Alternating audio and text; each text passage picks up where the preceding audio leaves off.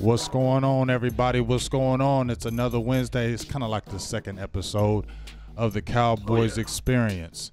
I'm Big Game James, and today we had Law Nation. We're gonna have Law on here every time, but today we got another special guest, Mr. Voch Lombardi. A lot of y'all know about him on the YouTube thing, just kind of blowing it up. Great film sessions along with Law, and he's got his own thing how he does it, and it's kind of not like everybody else does it. That's why I like it. So introduce yourself, Voch. Tell a little bit about what you're doing, and we'll go from there. What's happening, y'all? It's Cracklack, VOCHLOMBARDI. I basically defeat the narrative. Whatever the media puts out, whatever the football Illuminati puts out to lead the masses in one direction. I'm film guy. I'm not numbers guy, not stats guy. So I put everything on the screen, make it factual. I bring it to life. And I basically defeat the narrative. You know what I'm saying? So I put everything on the screen. I don't hide nothing from nobody. Voch Lombardi on YouTube, VOCHLOMBARDI. Thanks for having me. Yes, and make sure you check out them film sessions because they'd be real, real nice. So we're going to already jump into it. Everybody's talking about our last dud we threw. Hadn't scored, what it was like 2003 or something like that since the last time Dallas Cowboys been shut out. We got shut out by the Colts 23-0. It was a frustrating game for me. I'm going to get you guys to kind of give your insights on the game. But it was a frustrating thing to me first for the simple fact that first half we were moving the ball. I mean, we were moving the ball at will on this defense. I didn't feel like the defense was stopping us. Also, it was a situation where, we had the blocked field goal, and then you had our fullback dropping the touchdown. Lift your camera up a little bit more, Voch, so I can see all of you. There you go. There you go, right there. So that kind of just frustrated me in that first half, and then it just kind of snowballed. First Vosh, since you are our guest appearance on here, kind of tell me what you thought about the game. Was it, I mean, how do you think it went, and why do you think it kind of went like that?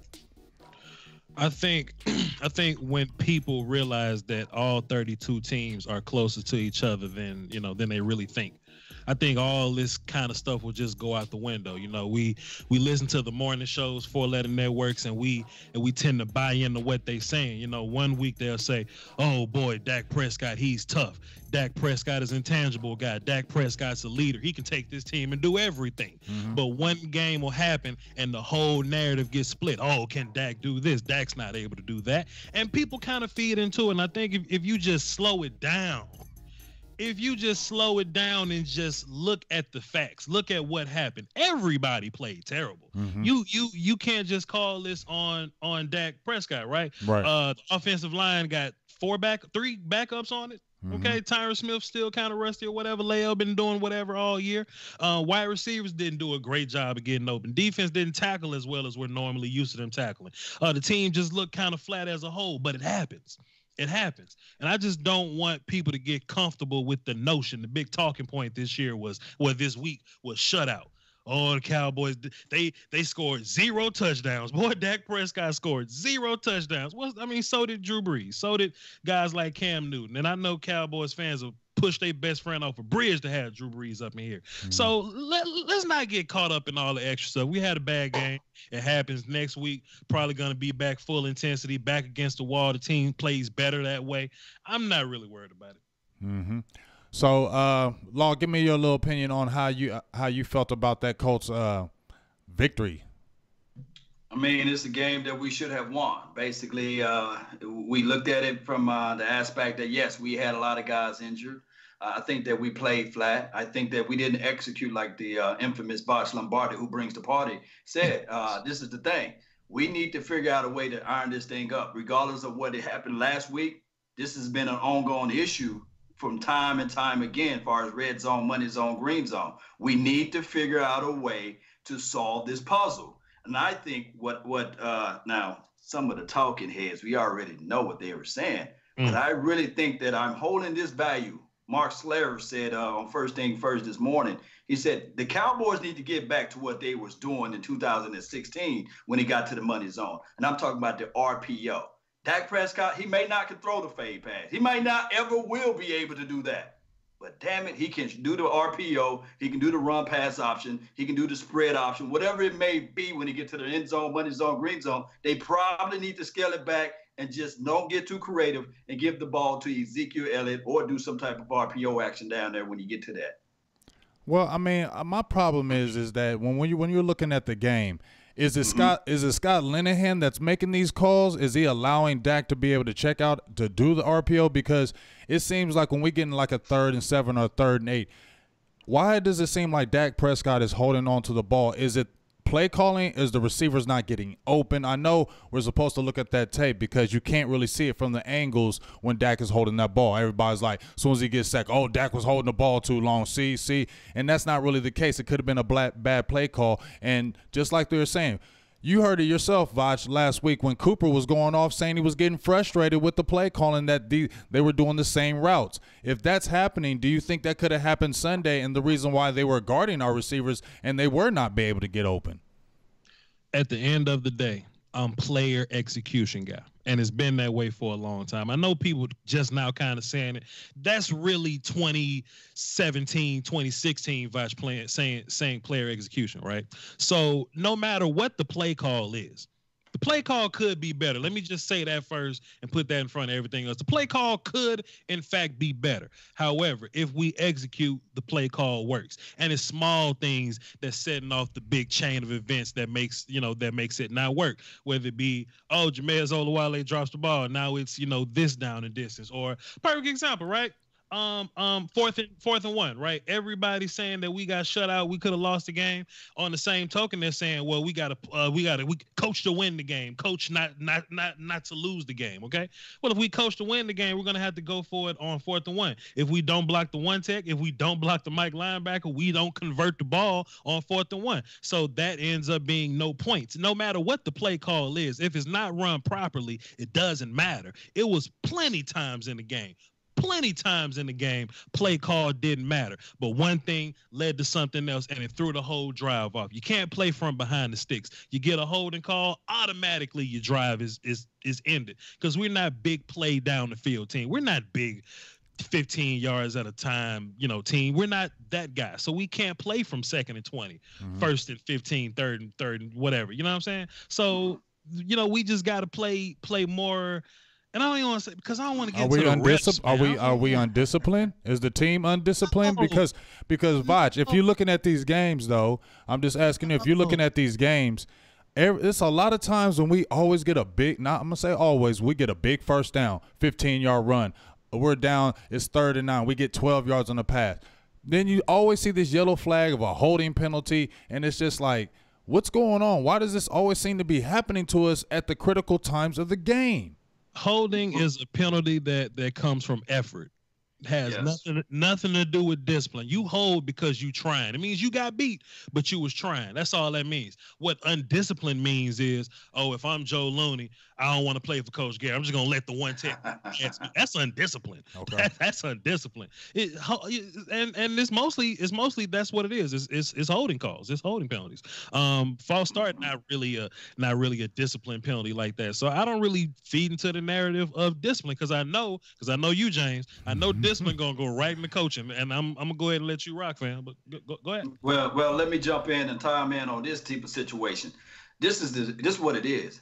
It's continuity. So it's not undisciplined. What it is they are unseasoning, meaning that they don't have time to play with each other for a long period of time. When you saw La'el Collins, when he gives up a deal into the inside, to me personally, that's his first time playing with Connor to his left, you see. And then on top of that, when you kick number 77 out, he got a guy that's like 3 times as smaller than him.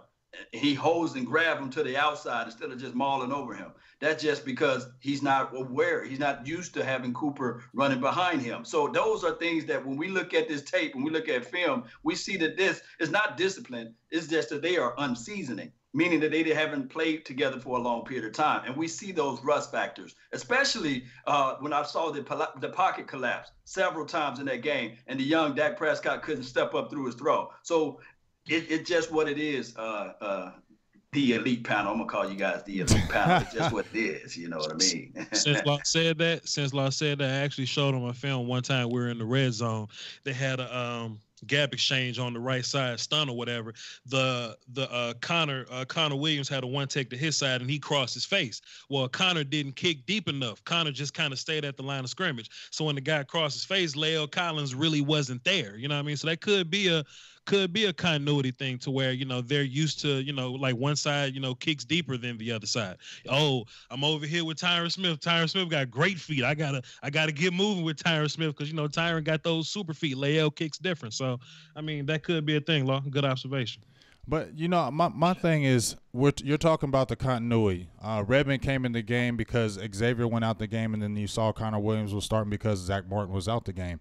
Do you foresee this being a problem? Let's say Zach Martin doesn't play again against the Buccaneers. We need this game. I mean, it's a big game. We need this game. Do you foresee this being an issue this week, or you said that we're going to jump back and kick back? Look at Tampa Bay's defense is terrible. They give up quite a bit of points across the board. They're terrible on the road. I believe they're 1-6 on the road. So this will be a game that will be optimate for the Cowboys to come in and do our thing. But so many times what I get frustrated is that we should have these games that you say, you know what, look at the numbers, we should go ahead and just dominate this team. But so many times we keep teams in the game that we should not keep in the game, and I'm worried about playing these Buccaneers. Will this happen against them? Jameis Winston, I don't think he's great, but you know what, he can get hot against that defense and anything can happen. Do you foresee that being a problem going against these Tampa Bay Buccaneers this week?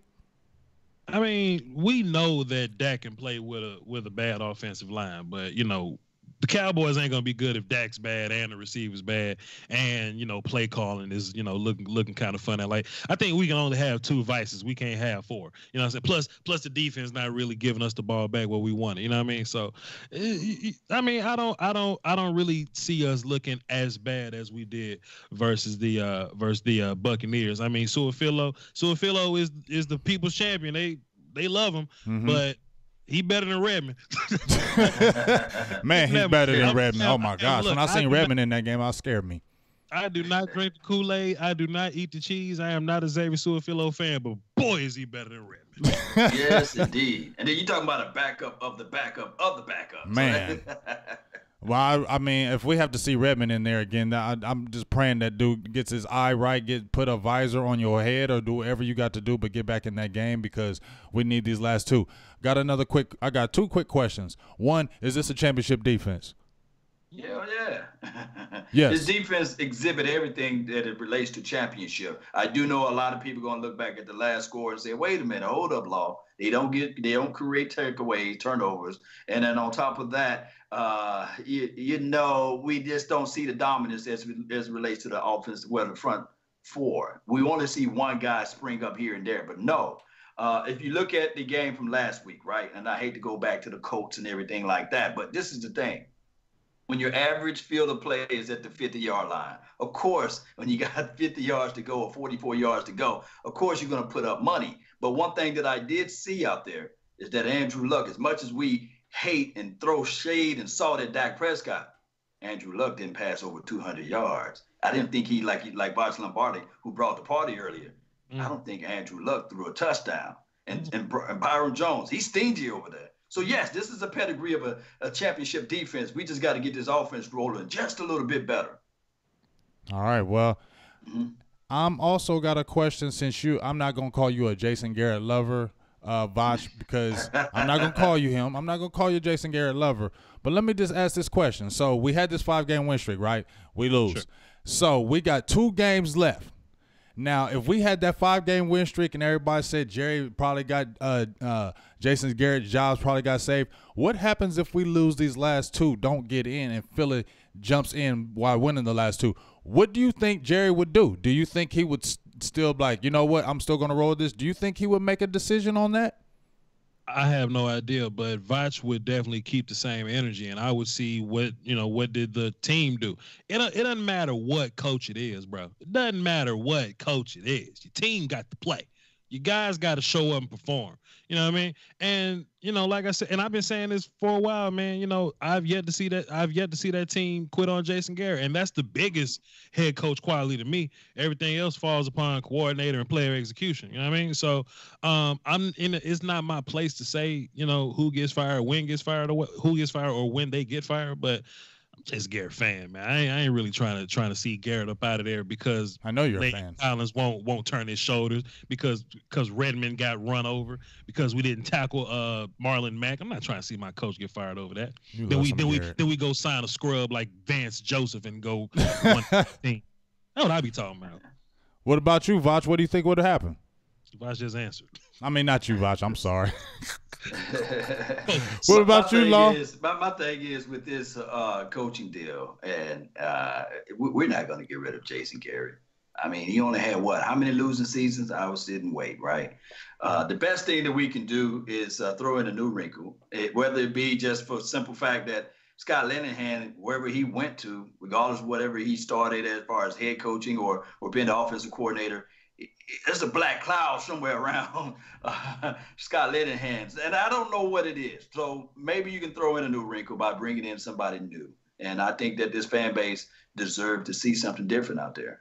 Now, can Scott Linehan be a good OC for somebody else? Yes. But for this particular offense, for Dak Prescott, if this team would like to build around Dak Prescott and the young Ezekiel Elliott, then I would like to see something different. That's just me. That's my opinion. You guys can lay yours down below in the comment sections. Yeah, speaking of the comment section, I want to give a few shout-outs to some people that's been actually listening to the experience, and we definitely appreciate y'all. D.D. Cruz, Richard Woodard, Jamal Wilkes, Vondell Jackson is in here, Dustin Merriman, we appreciate you, Kerry Teagle, and more. Keep on coming through. Keep your comments coming through. And if you want to ask some questions or post some questions to some of these guys up here today, by all means, jump in here and ask a question. Now, I do also want to say, since we are on the Cowboys Experience page, Voch, since you're on here, you actually got to be able to experience the Cowboy experience just like we have, and it's been an awesome thing, with Barry. We actually hooked up last time on the Detroit game, and we had a great time. But you went another game, and then you got to interview Joe Looney and things of that nature. Kind of tell me how that situation was and how was your experience with the Cowboys experience? I mean, Cowboy experience is amazing. Barry is amazing. Barry ain't told me a lie yet. Man, ain't told me a lie yet, and that just means so much to me, man. It just means so much, man. Showed me a good time, great hospitality or whatnot. Put me around players. I got two tall Jones on my show. Got Drew Pearson on my show. Jeff Heath and all them. Rod Smith, who's my height, just a bit taller than I thought I was tall, but got a chance to talk to Joe Looney, and I was actually live streaming. Got a chance to let some of my people just ask a few questions or whatever, and they ask about Colombo and what is Colombo doing different that what's his face, I forgot his name, Paul Alexander. What's he doing different besides that or whatnot, and and I was expecting Joe to give me some technical jargon about, boy, my hand is at a 95-degree situation, and I was gonna go, yeah, 95 degrees is better than, But he basically told me it was just temperament. It was just temperament and how they prepared. Like, it's not really a big technical change. It's just how they approach things differently or whatever. So I've been fairly surprised with the job that Mark has done with our offensive line, considering that ain't nobody playing, that everybody's hurt. We were even able to run the ball last week without Zach Martin and without Travis Frederick. So I mean, salute to all those guys out there, man. I'm a huge offensive line guy, and I see the details. And being able to talk to Joe Looney, me and Barry was talking. Hopefully, we're gonna get me and Joe Looney on the dry erase board and get some X's and O's up there, and that's exciting. So that would be super exciting. Oh man, stay tuned for that. Oh, and stay tuned because he could probably be on this show soon. So definitely stay tuned for that because we love him, and he'll be a perfect character, especially with some good breakdowns on that board. So going forward, we're getting ready. Like I said, we got the Tampa Bay Buccaneers, and then we got the Giants at the end of the year.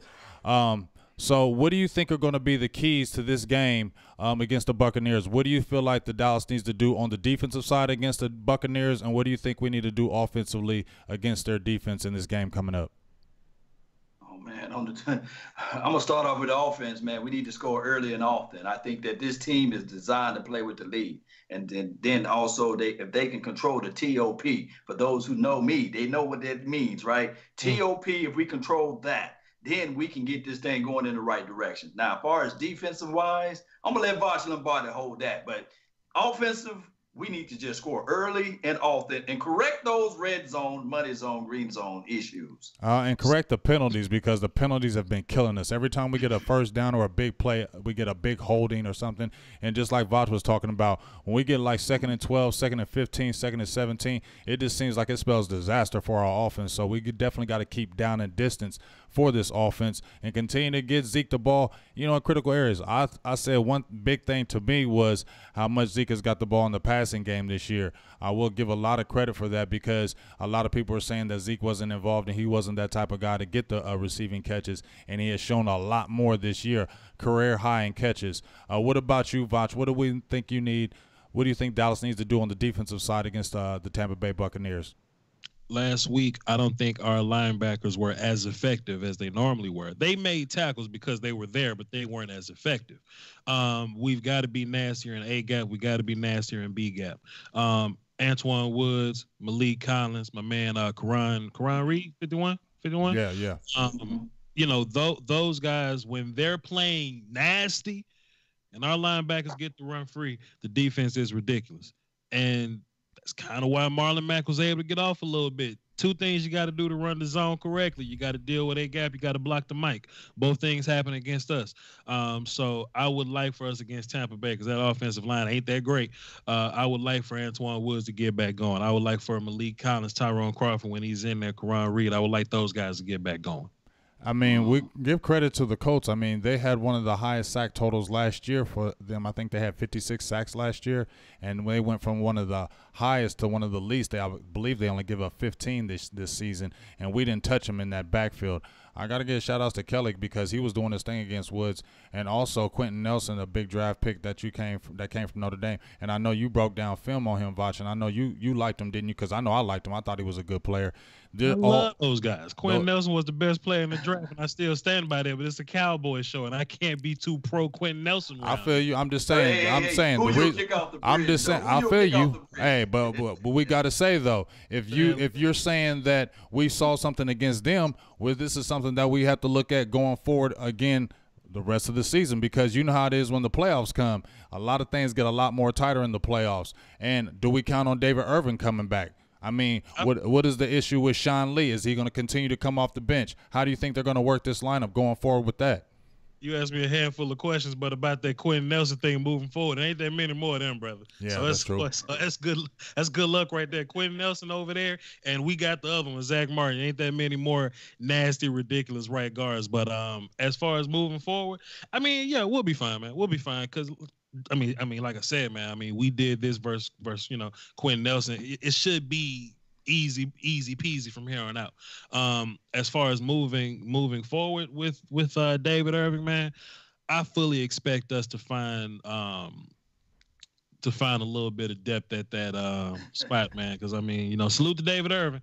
Yeah. Is he gonna play this year? He'll play this year, sure. He'll play for the play. I think David Irving will come in for the playoffs, and when all the hard work is behind us and there's nothing but glory in front of us. You know what I'm saying? He'll just walk in and he'll play for the playoffs. But I don't think he'll be back next year, fam. Malik's doing well.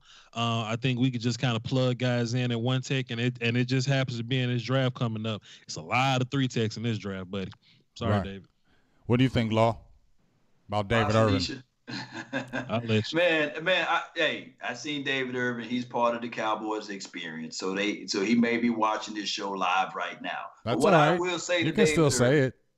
Just we gonna still say it. I'm not gonna sugarcoat. I'm bring the real. Bring it. What I would like for David Irving to do is just go ahead and check out of football and get his life situation together, get his daughter together, and find a baby, another lady that he can just, corral and make love to and just be with and be happy and ever after. Because after that, this football life is not his life right now. Because one can contest the fact that he got so many issues going on off the field. Let's just give him a job with that law office firm or something like that. Maybe he could be a paralegal or something. He said he wanted to be a model. What'd you say? He said he wanted to be a model. Oh, get him out of here. well, him and his nipple ring can go be a model. I'm just saying. I'm just so many people right now. Scratch that tag off that line. Hey, and I love 95. I always say live like 95. So maybe we can give somebody else that number. Yeah, I mean, let's keep it real. I've told y'all from the very beginning that I don't think David Irvin liked football at all. I just think that he was 6'7", 300 pounds, and sometimes. Vosh, you've seen it. I know when I've coached at football and you just seen players that have that size, they don't really like the game, but they're just so big and talented, they play it. And I just feel like that's what David Irvin is to me. I just think he's a supremely talented player that just don't really like football, and that's the reason why he has this issue. Man. But when he beat the guard and hit Aaron Rodgers, I feel you, but you know what it is, though, Vosh. I mean, Vosh, you already know what it is. In the playoffs, I just need 4 games of that, and he can just do whatever he want to do after that, man. I mean, we can't never keep him for 16 games. Just imagine if we had that talent for 16 games, how much he would take our defense from here to here. And I don't understand how you can have guys that talented and they don't see how much he could change our whole defense. I mean, our defense is very good now. He could just take that defense to a whole different level, just him by himself. You saw that game against the Colts. If he was in that game, that changed the whole game. Antoine Woods is better when David Irvin's in there. Reed is better. Collins is better. He makes everybody on that front line better because of the attention that he brings. Period. If I had 4 games with David Irving, just only 4. Yeah. Boy, to be them last 4 that's most important, man. Yeah, it's you saying something because it's all we need is 4 games in the I don't want David to play Tampa Bay. I want David to play the Giants. I kind of want to play the Giants next year. He can go play with the Browns preseason next year. I don't care. Just give me them nasty ones. Them ones that David Irving give us. Give me 4 of them. Well, if we're gonna get them, hopefully we get them in these playoffs. Now, there's another guy that's on that defensive line that a lot of people have been talking about. Some people said he could be traded next year. We don't know. It's Taco Charlton. He's got 1 sack this year. I thought it was going to be a lot of big things for him. I didn't think he was never going to be a 10-sack guy, but I thought he'd get like maybe 7 this year. I did think that. I knew he would be a problem with him because, to me, he is strictly a left defensive end, and he's not taking DeMarcus Lawrence's spot. Every time I see him on the right end, he struggles to me, and I think Randy Gregory is better on that right side. Now you're talking about, well, he had a shoulder injury, but now it's really he's in the doghouse. What do y'all really think about what the deal with this Taco Charlton thing? Oh man, Taco. I think that Jerry Jones and Stephen Jones and and Will McClay, they may be on the phone. They may be calling the Raiders. Maybe the Raiders bite because they thought they was going to get a good first round draft pick from us in the Chicago Bears, but we keep on winning. I'm losing my voice a little bit, but this is the thing. What we need to do is Jerry Jones need to get on the phone with the Oakland Raiders and say, "Hey, what's up? What's up, man? You guys want tacos? You know, hey, Tita La Raza." What's up, man? Go ahead, Bach. Oh man, I kind of feel bad for Taco, man. Taco was on his way, but boy, Randy Gregory special. That bend, that damn bend. And look, I'm so proud of Randy Gregory for overcoming all his adversities. Yes. Gotten his life together. Yes. He's there for his daughter, but Big Game James. Randy Gregory don't even know how to play defensive end yet. I know. And got 6 sacks in 5 games. You know what I mean? And he don't even know how to use his hands. We didn't even seen this good. Next year is when you're going to see. You ain't even seeing it this year. I was film, Big Game James. I was watching film. It was against the Eagles. And Randy met DeMarcus Lawrence at Carson Wentz. They met together. But the route in which they got there was so different. Like DeMarcus Lawrence looked polished. He came off the ball, not as athletic looking, and he wrist control. Right. Had a good little jab move, and he turned and he met at Carson Wentz, right? But it looked like he had to work hard to get there, Big Game James. Right. And Randy just rolled out the bed and just bam. Boom. And just met DeMarcus Lawrence. didn't even know what he was doing. Just got there. Didn't use his hands. He was in the wrong stance. His base was nasty. It didn't look really good at all. But he just naturally, and he was there. Man, I can't wait till Randy Gregory learn how to use his hands. Man, I can't wait till Randy Gregory start pass rushing with a plan. Man, I can't wait till Randy Gregory starts stringing moves together and starts countering pass rush moves because he's getting it done without none of that right now. Right, yeah. He's basically his first year of football, basically. I mean, for real. I mean, for the long term, because we never even got to see him long term because he was always getting hurt. Things were always happening. And shout outs to Randy Gregory, too, just like you said. A lot of people were doubting him, even coming back. You were hearing the little news. People were trying to say, Randy Gregory something might be going on, and they were still trying to bash him. And for a fact that he still kept it together, hasn't fallen off, still has persevered, and has a pretty good year, just like you said, has had a pretty good year, and is only going to continue to get better. I can't wait to hopefully we get in these playoffs to see what he's going to do, and I think he's really going to wreck shop. So shout outs to him. So the consensus is Taco might just get traded because he's just never going to get that opportunity. They kind of that was a bad pick. And wait, that's where I disagree though, James. Okay, talk to me. I don't think Taco is a bad pick. It's just hard to be productive when Randy is there. But depth is important. Plus, I think Taco has the frame to where if you add a little bit, he can play 3-tech in this new NFL. Vash Lombardi is going to tell you right now. I watch a lot of film. I think edge rushers are about to go obsolete in about 4 years because offensive coordinators have found a way to brilliant their way into reducing production from left ends. Mm-hmm.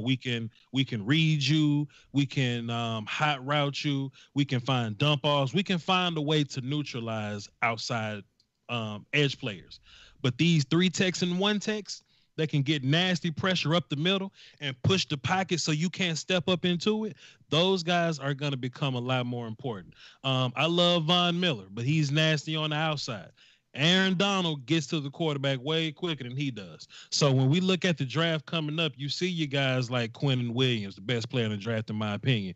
We see guys like Ed Oliver. We see Jeffrey Simmons, these other little nasty 3-techs, Rashawn Gary, that can get upfield quick, fast, and in a hurry. I think that's where the game is headed. So you look at Taco, big old kid, long arms. Still growing. Still growing. I think in the offseason, you give him a peanut butter sandwich, 2 bananas, and some, muscle milk or something like that. I think he'll get about 15 or so pounds, and he'll be able to play some type of 3-tech in one of our passing scenarios. That's just my opinion.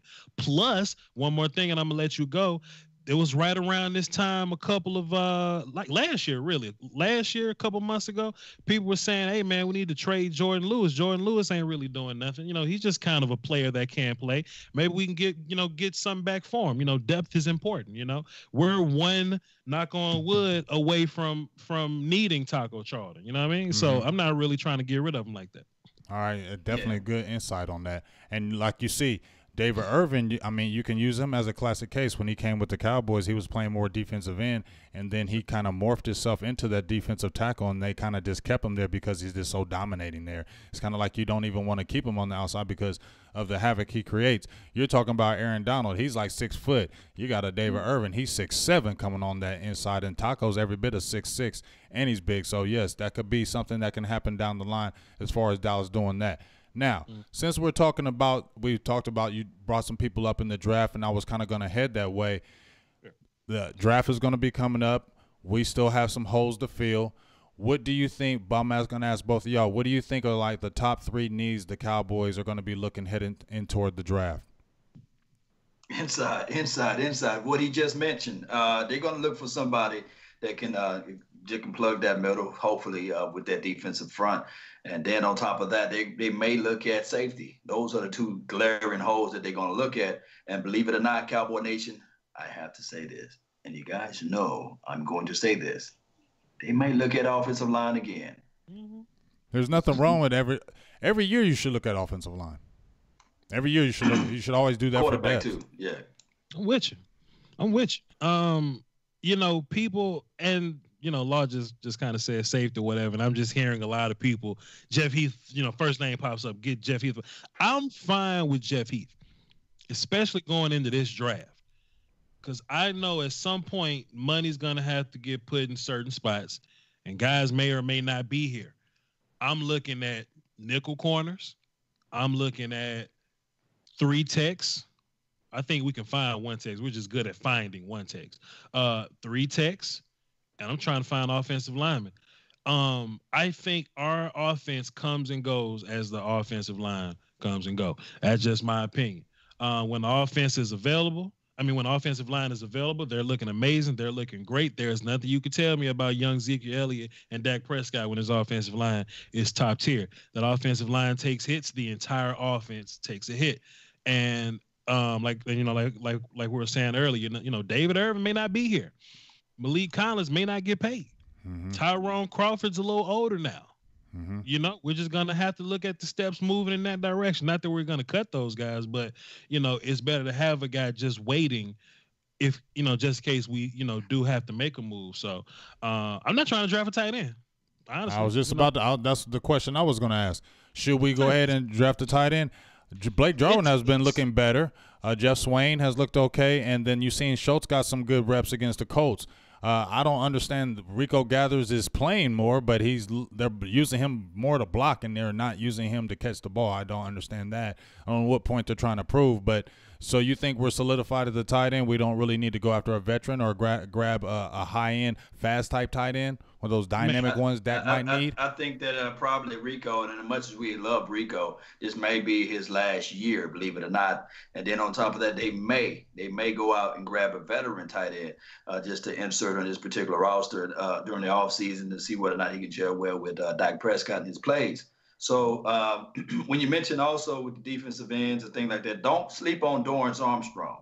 He is a guy that's developing too. And then also, and anybody know in the chat box, anybody know whether or not Tyrone Crawford, is this his last year? Will they re-sign him? Or will they just say, okay, you've been a good, serviceable guy, but we probably need a little bit more production from there. So it's just going to be one of those off seasons where we really going to have to turn some stones over and see what we can do with it. Well, I see a lot of people saying offensive line, defensive tackle. A lot of people are agreeing with you. I'm gonna give a few shout outs to some people that are in the chat box right now. Alex Rodriguez, Juwan James, Buda Shabazz, Vondell, of course, Jackson. Marvin Hargrove Sr. has jumped in, said what's up to everybody on the panel, so we definitely got to give them shout-outs. Didi Cruz, another one as well, that's been saying what's up. And a lot of people have been agreeing with you guys with the offensive line and the defensive line because, honestly, that's where the teams are built anyway. That's where you're really going to win, in the trenches. I feel like the reason why we lost that game was in the trenches. We didn't get any pressure on Andrew Luck, and he didn't even really dominate that game. It was really whatever the heck name, Marlon Mack, where is he from? Because I don't even know who that dude is. Marlon Mack played ball in South Florida. I think he was a 4th-round pick. I liked him. But that could be because I'm draft guy and I just happen to see Marlon Mack. But Marlon Mack's not really a star. But I knew that if you put him with Andrew Luck, he could definitely play. Big Mac fan, big Mac fan. Okay. Now, you're also a big Sean Lee fan, Vach. And sure. I asked you a few questions on Twitter because, people were saying, what should they do? Sean Lee was coming off the bench, and then Dallas said they don't really want to mess with the mojo right now. So what do you think they should do with Sean Lee going forward after this season? Man, you just had to throw that little curveball. Yeah, I'm throwing it in there. Right at the end of the sentence, huh?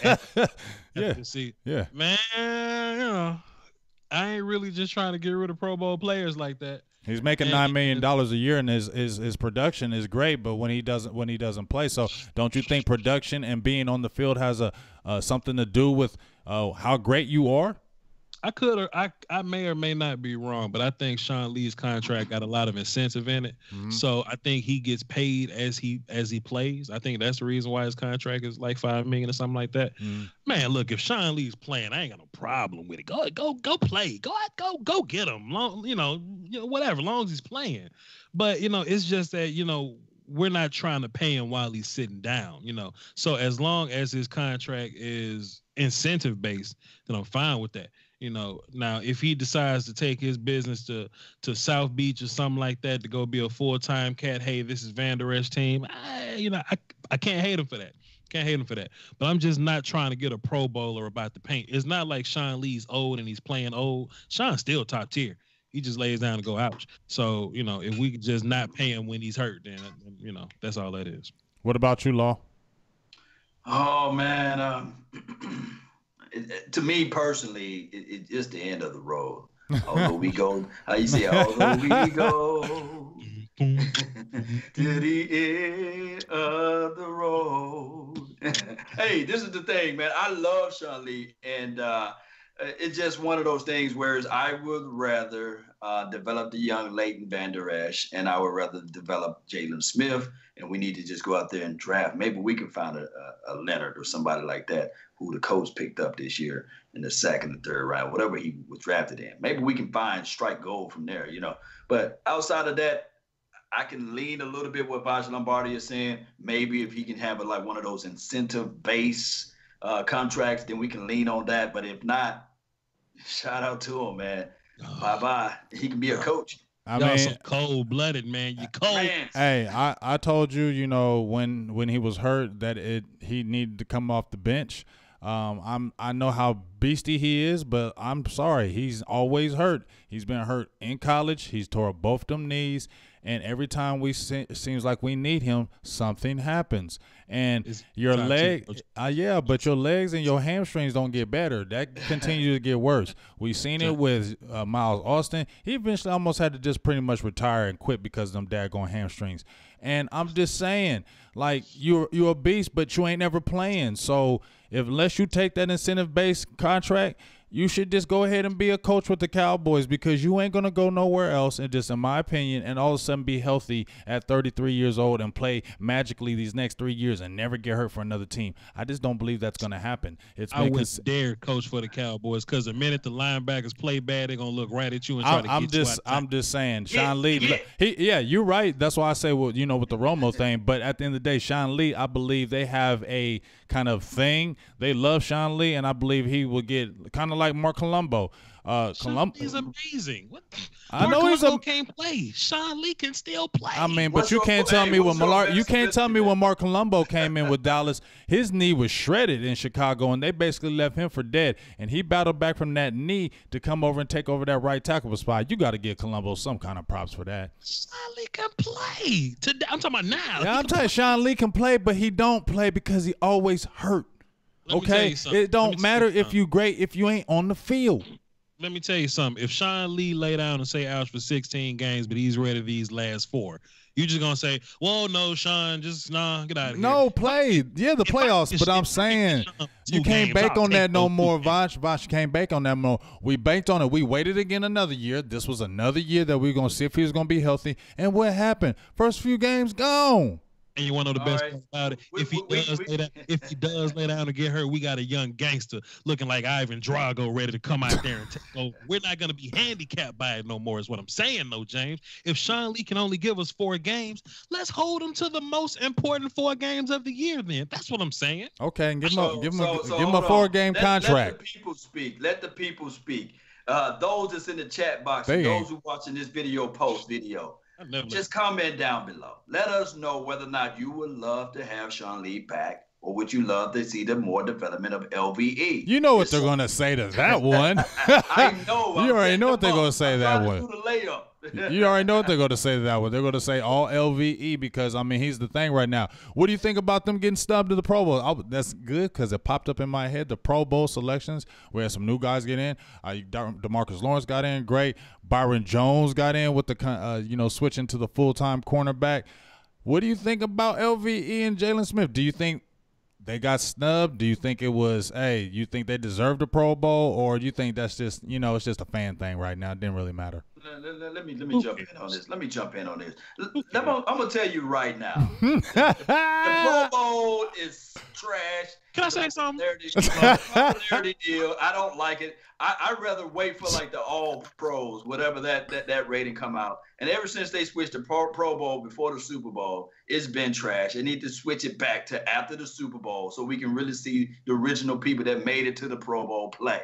I don't like the 50% or 30%, whoever the people that selected to the Pro Bowl are going to be at the Super Bowl, so they're not going to play. And then you get an alternate guy. And what that does collectively, it hurts the salary cap. Waters it down. Now somebody say, well, I made Pro Bowl as an alternate, but I'm a Pro Bowl player. So therefore, you got to give me an extra $2 to $3 million. I'm all down for the players getting cash or what have you. But to me, it's a popularity contest. And then on top of that, they still don't know how to make the rulings, whether or not it's a 4-3 defensive or a linebacker or a 3-4 linebacker. So to me personally, just like I said, number 77, he has no business being in the Pro Bowl. And I do know that he got the silver and blue on his body and all over his chest and things like that. But to me, he's not playing Pro Bowl caliber. I'm hard-nosed. Yes, I said it. And and Tyron Smith, I said yeah, he gonna hit you with that big club because he got a knee brace, knee brace on his arm.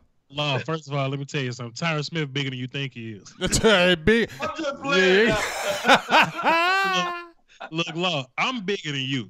Tyron Smith is way bigger than me. Hey, he all muscle. This how I know football fans are insane. Because last year they looked at the Pro Bowl and said, you know what? It's trash. I'm done caring about it. My favorite players keep getting snubbed. I don't care. Next season, you know what? I don't care. My favorite player keep getting snubbed. I'm leaving. The exact next year, insanity. You keep doing the same thing, no change. You keep expecting change to happen. The Pro Bowl been trash. It been trash. Right. Van Der Esch and Jalen Smith should be Pro Bowlers. Voch don't care. You want to know why Voch don't care? Let me look in the camera and tell you why Voch don't care. Because the Pro Bowl was trash last year. I fully expect the Pro Bowl to be trash this year. Insanity won't get me.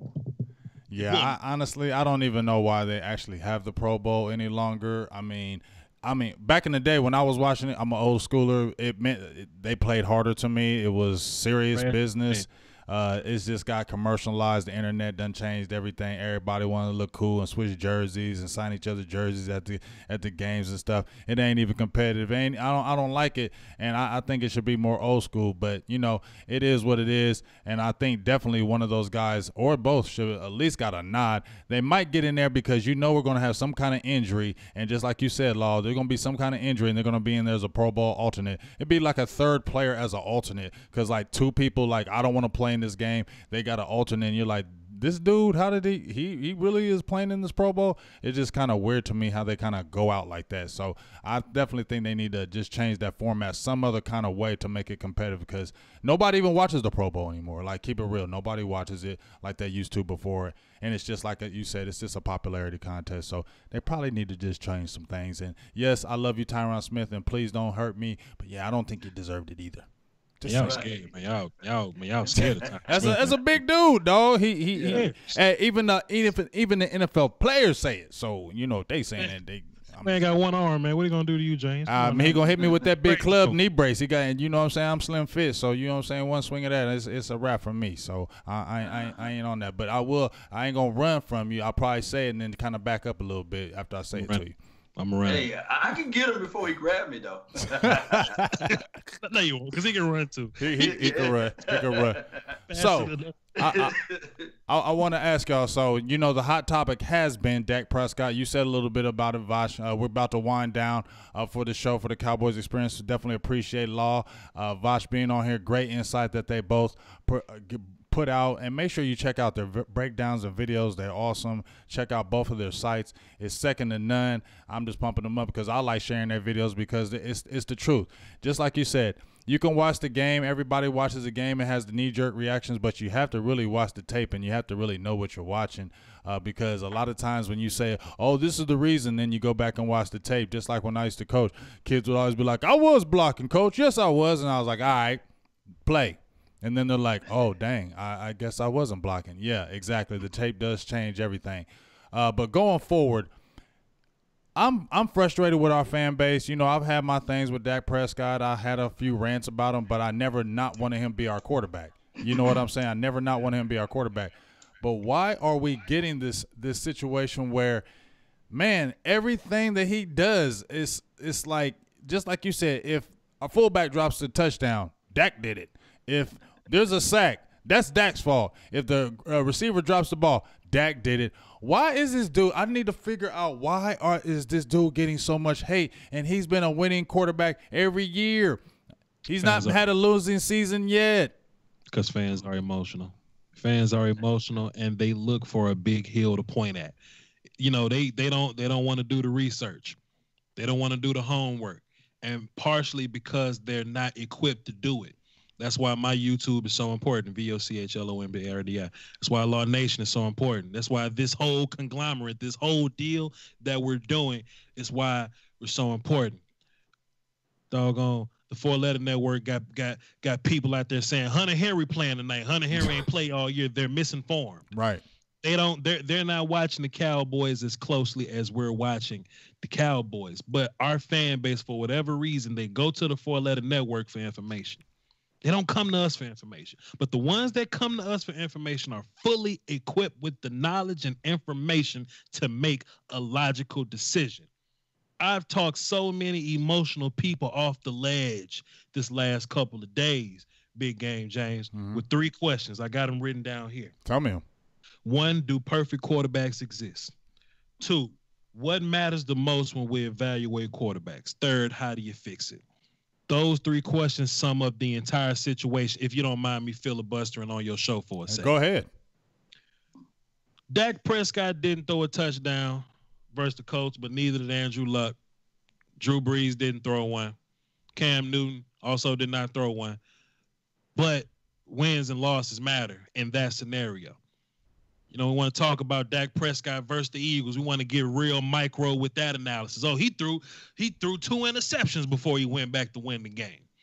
Well, Phillip Rivers on Thursday Night Football playing against the Chiefs also threw 2 interceptions, put his team in a hole, and fought his way out of it. But we don't look at the positive traits from young Dak Prescott. We don't look at the toughness. We don't look at the clutch ability. We don't look at his leadership, his team. How much more better would Peyton Manning be if he was clutch? Peyton Manning, the greatest quarterback of all time, in my personal opinion. How much more better would he be if he was clutch? You know what I'm saying? But people want to look at the things that don't matter. They want to look at his feet. They want to look at his throwing motion. They want to look at all these other traits. But Big Game James, the only thing that matters when we evaluate quarterbacks is wins and losses. And Dak is the second most winning quarterback since 2016 behind Tom Brady. It's all that matters. When quarterbacks get fired, it's because they lose too much. If quarterbacks get jobs, it's because they win. It's because they win. Matt Flynn's still making money because he won one game in Seattle one time and went got paid by 3 other teams because he won. Matt Castle played for the Patriots not because he's great, but because he won with the Patriots. So they kept giving him chances in the league. Wins and losses, the only thing that matters. When the Cowboys was trying to bench Tony Romo for John Kitna, it was because Tony was losing and John Kitna showed up and won 3 times. Okay, but when Tony Romo starts to win, Tony's the GOAT now. Tony's the GOAT. But when Dak wins 13 games, it's bench Tony. When Dak loses, bring Tony back. Wins and losses, the only thing that matters. But now all of a sudden, young Dak Prescott, who's yet to have a losing season,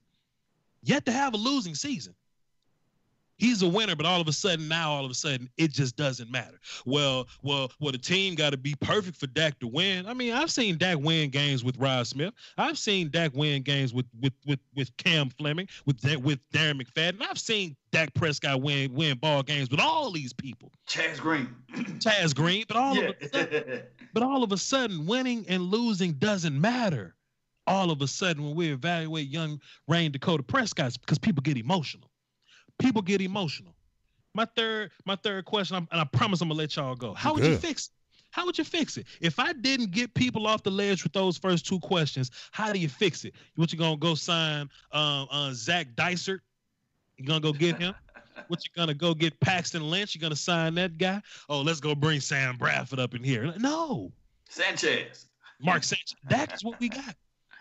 Dak is what we got. Not only is he a winner, but I think Dak is our absolute best option right now to win ball games. And that ain't me settling.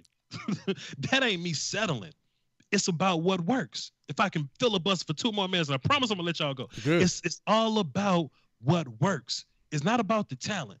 Matt Stafford is a year more talented than Dak Prescott. Joe Flacco got way more arm talent than Dak Prescott, but it's all about what works.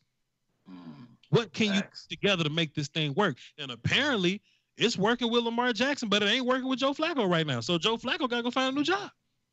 So if I got a quarterback that's a winner, and I know he can win, because all he's done for 3 seasons is give me winning seasons, let's find something to make it work. And if that's drafting another offensive line, that's spending a first to go get a wide receiver up in here, if that's allocating all the resources to defense, dadgummit, let's do it. That matters. My bad, y'all. Thank you for letting me speak. Go ahead. My bad. I love it. You spoke a lot of knowledge. Law, give me your dissertation of Dak Prescott. Yes, indeed. Facts versus opinions, and he did level the facts there. Everyone have reasonings, but results are what matter. And the results of it is that he got 30 wins to 16 losses. And you can go a long way with that, guys. I understand that right now he got to work on anticipation, stepping up through his throws. But what young quarterback don't have those things that they need to work on? But the intangibles are way, way, way high and far, especially looking at a 4th-round draft pick. And I understand the Dak defender, the Dak apologist that everybody like to label me and Mark Holmes and Bosh Lombardi for those who like to just bring out facts. But I can be critical a little bit with Dak Prescott, of course. Those are things that he needs to work on when he's going through his progressions. And then on top of that, this vertical offense, what Scott Linehan is working with Dak Prescott on, it may can work out for a Stafford. It may can work out for a Ryan and other guys who got elite arms. But for Dak Prescott, it's going to take time. And that's what Cowboy Nation, we are so spent because we waited over since, what's been 1995? and we had all these up and down seasons. As we call it in the stock market, we call it volatile. It's just been so volatile when we had Ramos of the world. He'd throw you a nice pass. He'd throw you 5 touchdowns, but also he would throw you 3 or 4 interceptions and things like that. He would take chances. And we have been so drawn. Those who just don't like the Cowboys but love them, been so drawn and so entertained by that we now looking at Dak Prescott wanting and expecting for Dak Prescott to do the same things, but he's just not going to do that. Right. Dak Prescott is going to kill you with his legs, Mississippi State legs, right? And then he also can kill you with the RPO action. We fail to realize, and everybody, when we educate the nation, when we educate people out there, that Ezekiel Elliott was our first-round draft pick. He was the 4th overall guy, not Dak Prescott. We're not going around here saying, hey, you know what? That Jordan Howard, man, he's not comparing to Ezekiel Elliott. Boy, that Jordan Howard. Then, of course, you will have your here's and there's of the kid that's over there in Denver. Denver just got a freaky way of finding guys that's undrafted that can run like that. I forgot his name. What's his name, fam? I know you know him. I tell you what, Law, for every Philip that they got, there's a Devontae Booker that failed for them. Yeah. So you guys see that, and then of course when y'all compare Dak Prescott to Patrick Money, man, Mahomes, my God, that's one in a generational guy, man. The guy is not created equally. He's just from a lab somewhere, and it's just sad for us to try to compare him to Dak Prescott. What we need to do is just stay focused on what our first-round draft pick was, and that's Ezekiel Elliott, and stay focused on what this team can do to better this team collectively. And Dak Prescott, he's going to be around here, of course. I know a lot of people talk about salary and money, things like that. The NFL raised the salary cap for $4 million, right? 4.5, something like that. Mm-hmm. So that's more cachet that we got. So maybe you can pay Dak Prescott $20 to $25 million. I know it's not comfortable to say that, but look at the Carrs of the world who played for the Raiders. One can argue who got a nice offensive line, who had Amari Cooper, who had a veteran tight end, but couldn't win. Didn't have the intangibles that Dak Prescott exhibits. So Cowboys Nation, all we got to do is something about positive energy. If we can just focus and elevate the young man instead of throwing trash and dirt on him and giving him nicknames Trash Scott and things like that, because I remember your names. I got the type of photographic memory that I can sit back and remember. When we win, I'm looking for your name. I'm looking for your comment to bring that same energy. So it is what it is, Cowboy Nation, one way or another. Dak Prescott is our quarterback, and this weekend against the Buccaneers, I want to see Mississippi State Dak. That's what I want to see.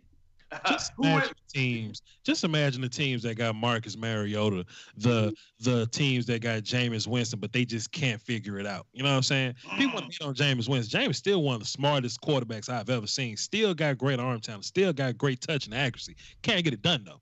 Can't get it done because his infrastructure don't work. We know what works with Dak Prescott. We know exactly what needs to happen with Dak Prescott. I'll pay money for that. People want to cringe at the thought of Dak Prescott making $25 million. That's fine, because at some point the regular number gonna be like 31. Pat Mahomes gonna get paid, and he gonna demand $35 million. We're gonna have Dak at a low number. So it is what it is, man. Pay the cost to do business. Hey, I'm feeling y'all. Hey, I'm gonna just say this just by listening to both of y'all. The biggest thing I always said about I loved about Dak was he's a winner. That was the biggest thing that no more than anything else about Dak Prescott. I remember when I was inboxing you, Vosh, like, tell me about Dak, man, dog. Talk to me about Dak, man. I'm frustrated right now. Talk to me. But we kept on, even in our conversation, we kept going back to he is a winner. And that's the biggest thing that came back to us. He's a winner. And Cowboys fans, I don't know why we acting like we spoiled, because we ain't been winning nothing in a very long time, and he's been a winner every single season. So as much as sometimes I get critical and I get frustrated, I still love Dak, and I still want him to be our quarterback going forward and beyond. I don't want him to leave, and I want him to continue to get better. Now, I would like the situation like you had mentioned, Law, with Scott Linehan. Maybe that I would like for that to change, because I believe if he got a coordinator that kind of fit his skill set, I feel like he would be even a better quarterback. I feel like we're not even seeing the best of him because he's being constricted, trying to make him some vertical guy, make him stand in the pocket all day. You know what is when we do our play-by-play, when it's 3rd and 4, I be in my head like, Dak, it's okay. 3rd and 4, you can just run. Like, you ain't got to sit in that pocket and try to hold the ball and try to find somebody. 3rd and 4, just use them legs. I'm cool with that. Like, you are so much better when he starts getting that quick offense running, that no-huddle type offense, and he gets to moving and running around. Our offense seems to take off, and it seems to get right, like, jump-started. So, hopefully going forward, something like that can happen. I do want to ask a quick question before we head out of here. Do you guys know about the Tavon Austin update? I heard a little bit about that. He's working his way in. Where do you think he's headed? Do you think we'll get him before the playoffs? I think what we're going to do with Tavon is what the coach did with us with T.Y. Hilton. You know, there was a game day decision. We didn't know whether or not to prepare for him or what have you. So I think that it should be a game day decision. I think that Tavon needs to get some reps out there before the playoff. And I think that he's a vital part for this team this weekend. Because I'm tired. I love Cole Beasley. I don't want to see him doing no more punt returns. No, get off. Right. Boy, you got some energy now. Yeah, because I don't want to see that anymore. I don't want to see Cole Beasley catch it, and when there's guys 10 yards away from him, and he's fair catching it. Like, you're not a threat. When you get the ball, you're running side to side because you don't want to get hit. Like, I get it. Like, he's never been a threat, and the only reason why we have him back there is because he can catch it and he won't fumble. That's the only reason why he's back there, because he is no threat as a punt returner. So please, Tavon Austin, get healthy. But you jumping up and down on that bench, throwing the arms up at these games, and I be thinking you're okay. So I don't know. Just get on this daggone field because they paid you this money and you always been hurt. Get on this field and let's use what we need to use it for. Dynamic. And then he opened up the playbook a little bit more. I love what Amari Cooper do out there on the field, but that reverse sweep and the end around, that belongs to TA. So let TA get out there, the web back or what have you, and still have Amari Cooper on the outside. So maybe they can do a fake reverse. And now Amari Cooper just running up the seam, and now we're going to pump back a little bit on Scott Linehan, right? Right. And Dak Prescott hit Amari Cooper down the field for 40 yards or 50-yard bomb as TA move around the side. So I would love to see TA out there again, and I think that they're going to do the same thing that the coach did for us last week. Just hold him and reserve him, and then say he's a game day decision. Then he can have an explosive day, especially at home. Well, let's hope so. So with that being said, I just want to thank you guys. We had another great Cowboys experience, another great talk. I appreciate both of you guys. Like I said, folks, thank you for everybody that tuned in today. Anybody's names I didn't mention, I do apologize, but we definitely appreciate everybody who tuned into the show. We love the comments that were rolling in constantly. A lot of people were giving feedback, agreeing with a lot of things that you were saying. But I definitely appreciate the breakdown that both of you guys gave and continue to give. Make sure, folks, go check out Law Nation. Make sure you go check out Vash Lombardi. You see the names up there, YouTube, Facebook. I know your thing is starting to bang now, excuse me, on Facebook, Vash. So check out Vash Lombardi film sessions. They're awesome. We share them on the page as well. So salutes to both of you guys. Great breaks down.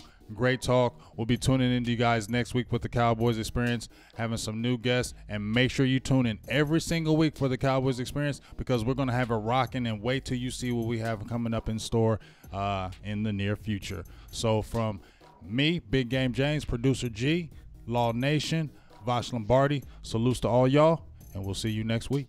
Peace. I love you, Tyron Smith. Don't fight me.